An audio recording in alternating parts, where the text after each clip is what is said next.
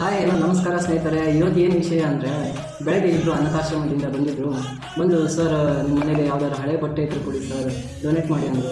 ಆದರೆ ಬಟ್ಟೆ ಏನು ಕೊಡೋಷ್ಟಿಲ್ಲಾಗಿತ್ತು. ಇಲ್ಲ ಸರ್ ಅಂದರು. ಆಮೇಲೆ ಊಟ ಆಗ್ತಾ ಇದ್ದೀವಿ ನಾಳೆ, ಅದಕ್ಕಾಗಿ ಒಂದು 10 ರೂಪಾಯಿನಾದರೂ ಸಹಾಯ ಮಾಡಿ ಸರ್ ಅಂದರು.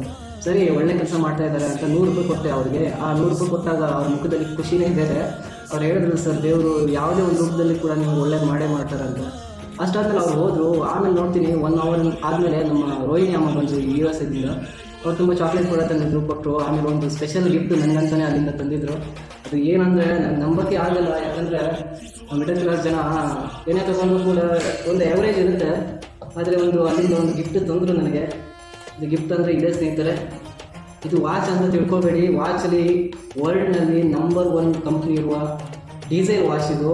ಇದರದ್ದು ಸ್ಟಾರ್ಟಿಂಗ್ ಪ್ರೈಸೇ 5-6 ಸಾವಿರ ಇರುತ್ತೆ. ನನಗೆ ತಂದಿರೋದು 8,000 ವಾಚು. ಕೈ ತಕ್ಕೊಳ್ಳಿದ ತಕ್ಷಣವೇ ಏನೋ ತುಂಬಾ ಖುಷಿ.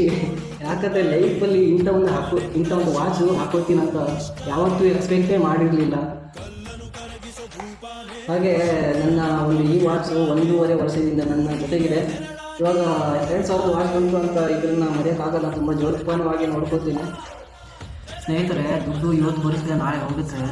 ಅದರಲ್ಲೇ ಕೂಡ ನಮ್ಮ ಕೈಯಲ್ಲಿ ಎಷ್ಟಾಗುತ್ತೋ ಅಷ್ಟು ಬಡವರಿಗೆ, ಇಲ್ಲಾಂದರೆ ಏನು ಇಲ್ಲದೆ ಇರೋರಿಗೆ ಸಹಾಯ ಮಾಡೋಣ. ಇವತ್ತಲ್ಲ ನಾಳೆ, ಒಂದಲ್ಲ ಒಂದಿನ ನಮಗೆ ಕಷ್ಟ ಇದ್ದರೂ ಕೂಡ ಸುಖ ಸಿಗುತ್ತೆ. ಇಷ್ಟು ಹೇಳ್ತೀನಿ ಸ್ನೇಹಿತರೆ. ವಿಡಿಯೋ ಏನಾದರೂ ಇಷ್ಟ ಆದರೆ ಲೈಕ್ ಮಾಡಿ ಸ್ನೇಹಿತರೆ, ಹಾಗೂ ಫಾಲೋ ಕೂಡ ಮಾಡಿ. ಇಷ್ಟೊತ್ತು ವಿಡಿಯೋ ನೋಡಿದ್ದಕ್ಕೆ ಧನ್ಯವಾದಗಳು.